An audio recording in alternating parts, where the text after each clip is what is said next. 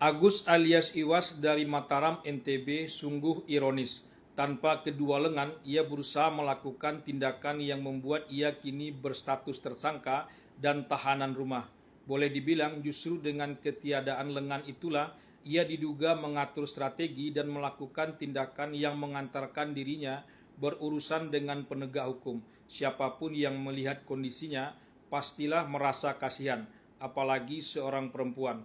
Rasa kasihan orang, terutama kaum perempuan, itulah agaknya yang dieksploitasi untuk melakukan tindakan asusila justru terhadap orang yang mengasihaninya itu.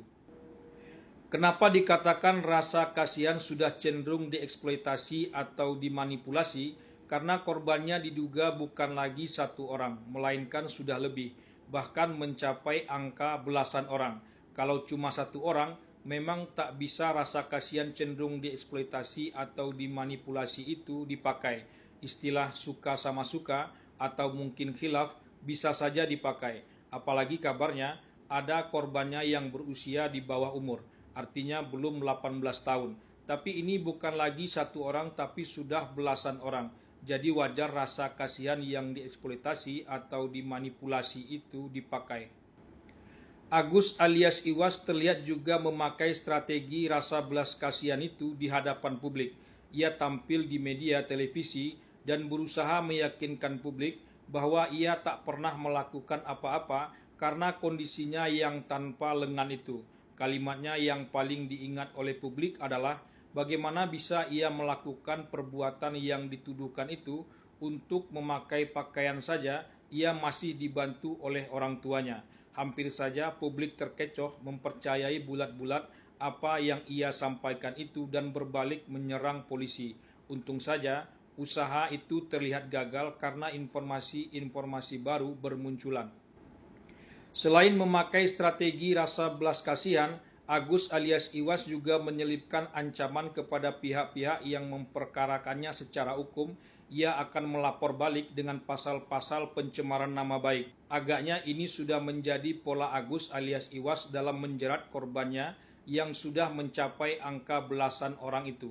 Menarik simpati atau rasa belas kasihan korban, kemudian mengeksploitasi atau memanipulasinya, dan terakhir melancarkan ancaman terhadap korban agar tetap diam atau tak bersuara atas apa yang sudah terjadi. Pilu rasanya karena setelah belasan korban baru kasusnya terbongkar. Tapi jangan salah, rasa belas kasihan itu penting bagi seorang manusia. Manusia tanpa rasa belas kasihan bisa dikatakan bukanlah manusia alias robot. Robot memang tak punya belas kasihan. Binatang saja masih punya rasa belas kasihan.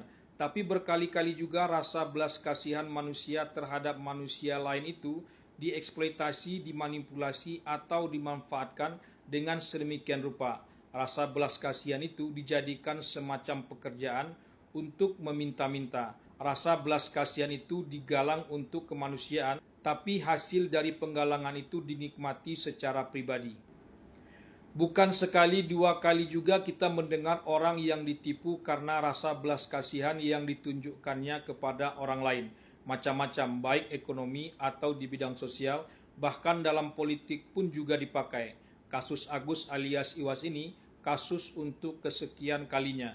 Kasus Agus ini lebih memprihatinkan karena pelaku dan korbannya dari kelompok rentan, yakni disabilitas dan kaum perempuan yang belum cukup umur. Kasus yang dialami Gus Miftah dan penjual ST itu bisa juga dikatakan berawal dari rasa belas kasihan itu. Sayangnya orang hanya kasihan pada penjual ST saja, tapi tak kasihan lagi pada Gus Miftah.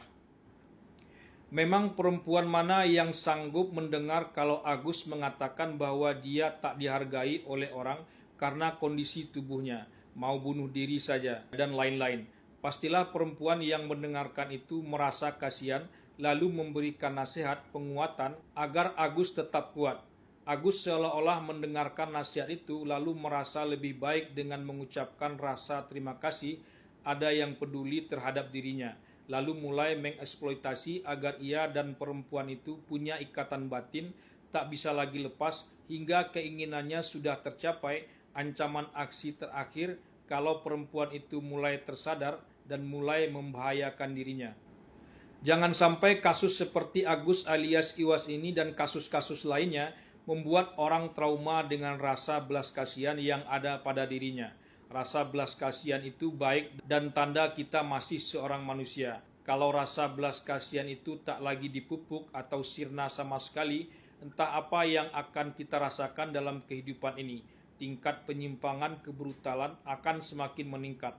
Rasa tak peduli, cuek, tak mau tahu kepada orang lain dan sekitar akan lebih mendominasi, dan itu telah cukup membuat hidup ini mencekam dan menakutkan. Buatlah hidup ini indah dengan rasa belas kasihan yang hari demi hari semakin tebal.